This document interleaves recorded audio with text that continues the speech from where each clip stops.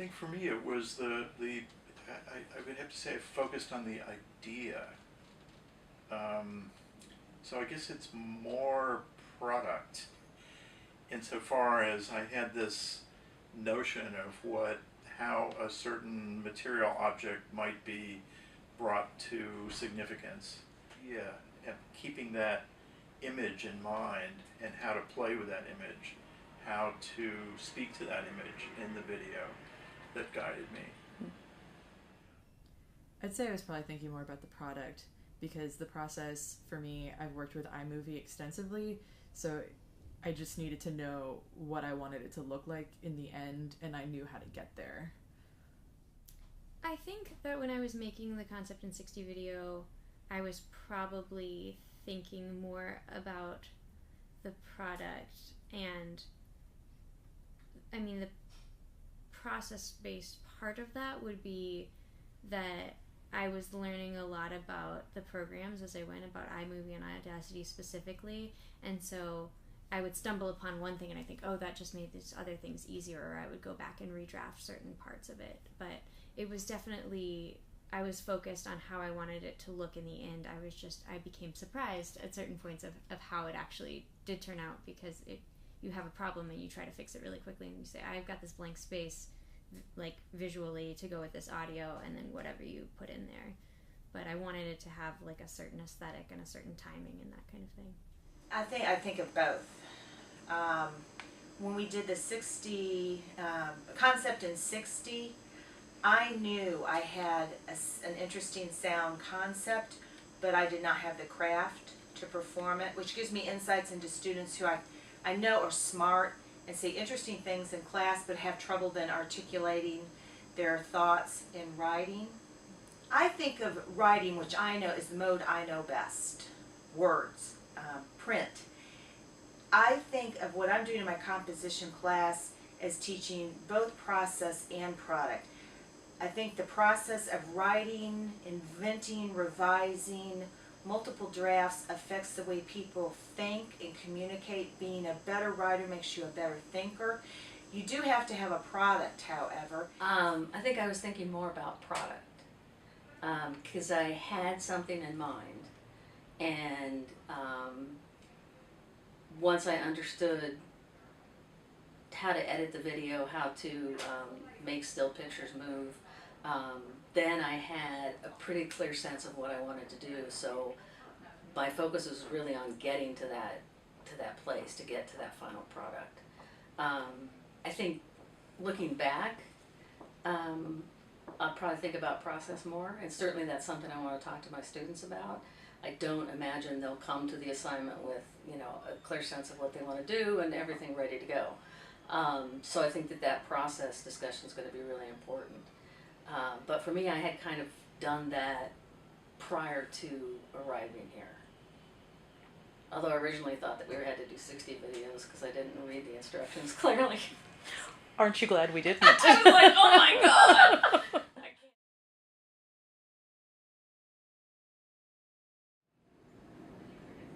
I was thinking more of product and kind of where I wanted to get at the end. And in that sense, I think it was a little bit different. And that's one of my questions about this, is in terms of weight, both as a teacher and as a composer, is the weight of these texts, like a 60 and 60, like what would be the equivalent of that in an alphabetic text? Because my process changes the larger the project, right? And the longer the product is supposed to be. And I say longer because typically we think of it in pages. But I don't know, I didn't really know how to figure. It's like, 1 minute, that didn't mean anything to me. And I think that's another reason why I kind of took that funneling approach of starting wide and narrowing down, is because I didn't know what it meant to undertake a project of that kind, because I'd never done it before. I mean, I think that it was sort of a combination of both. Because I had the text, and then because I edited the text first, and in terms of the audio portion, and to get it down to 60 seconds. And so the process for me was thinking about the kinds of images that I would bring in and incorporate into my project. What was very interesting is that it was such a reciprocal and almost a there was a lot of remixing and there was a lot of sort of reciprocal influence. I once I had the audio in place, then I was able to go back and look at the images that I had selected and say, okay, well, I think that this will work, and this seems like this would work really well with the idea in mind. So in some ways, I suppose that you might almost call it more product-oriented because I had the audio in place, but there was a lot of process that went along with it. Exclusively product. Process and I say exclusively, I think I was more invested in the product than the process. But it's a difficult thing to even try to make a distinction on, because the way that I think about my own scholarship and my own kind of artistic practice is that the invention side of it comes from the process. So inventing a product is inexorably kind of tied to the process. I think probably both. I think in a certain sense, product, but at the same time, I was thinking a lot about what would this be like to incorporate in a classroom, and I was thinking a lot about how hard is it for me to learn this? How are these people teaching this? Would I ever be able to get up and teach someone how to use iMovie? I'm still not sure about that, but I do know we have resources to help out with that at Penn State, so that's good.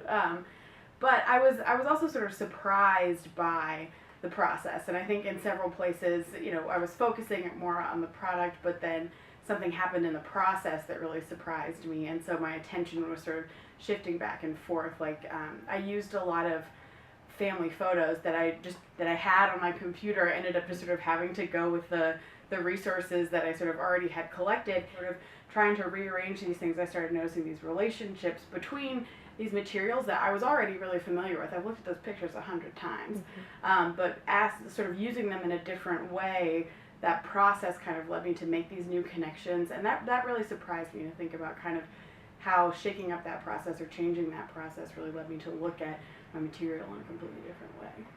How do you? I guess I was kind of thinking process because this whole exercise was a finger exercise, as they've been emphasizing, so I was trying to kind of think about what I could actually learn about the different types of technology as I was doing it. So I think I was focused in the beginning more on process, just trying to figure out a way into the assignment. Of course, eventually you start thinking about product, but I feel like that didn't happen for me till the very end. I think I started out thinking about the product a lot, and I think that was ultimately part of what really paralyzed me in terms of being able to produce. And once I sort of let go of that and was being reminded that this was an exercise, it was practice, that helped me to focus on the process more, and actually being able to think about it as a process is what allowed me to eventually produce.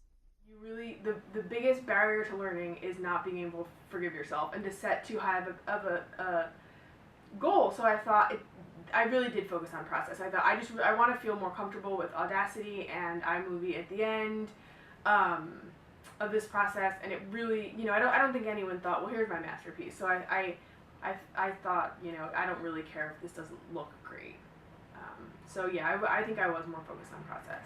I think the teachers here have done a good job of encouraging us to focus on process. Because I knew that I wouldn't be able to build something perfect in the time that we had for the project. And I also knew that if I worried too much about that, I would get just kind of, it wouldn't be as productive. I would be too worried about what wasn't going right. And I think that I also really wanted to understand how the program worked, and I kind of decided what was most useful about this for me was to figure out how to play around with things so I have that knowledge going forward and doing other projects of my own or coaching that in the classroom. So I think a goal for me was to kind of figure out how one goes about this new mode of composing, which was weird. It was kind of like getting put back on the tricycle or the bike with training wheels again. Like, okay, I have to it kind of really laid bare for me the struggles for getting started when you're not as used to writing. I wasn't used to writing in this way. And even though I feel pretty good about having an intuitive skill set for picking up, you know, a new technology presented to me or just having the patience to work through it, it was really interesting how strange it felt to kind of work in a way that I'm not used to and felt I had less control over. I guess I was thinking, a little bit of both. I knew the point I wanted to make, but it was very much about the process, learning to use the technology as well as even using iMovie. I've never used iMovie. It's an interesting question, thinking about process and product, because I thought about, well, we'll be showing these to our peers, so I did want to have something to say, but it was also very much about learning the thing for me as a teacher and how I can use that in my teaching, my scholarship.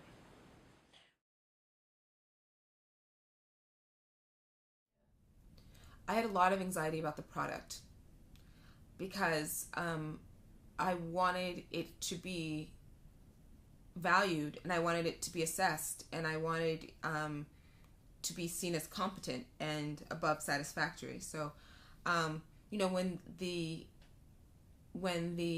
process was explained, I thought, oh, okay, fine, whatever. I just need to worry about producing a really great product. So I thought a lot about the product up until, you know, and it took me quite a bit of time to come up with that, and it was only in the wee hours at the end going through that I thought about the process. And you know, I missed a few things. You know, I missed a few things that other people had in their other elements, such as transitions and things like that, because I was, you know, so consumed by the product.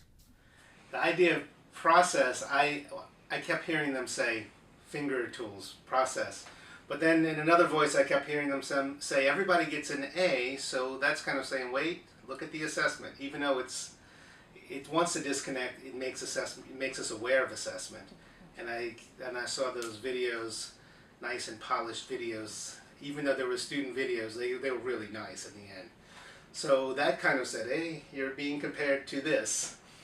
And then we look around at each other and see some sort of comparison. So as much as I wanted to think about process, I think product kept jumping up and saying, hey, make it nice and shiny. We're going to show it at a party.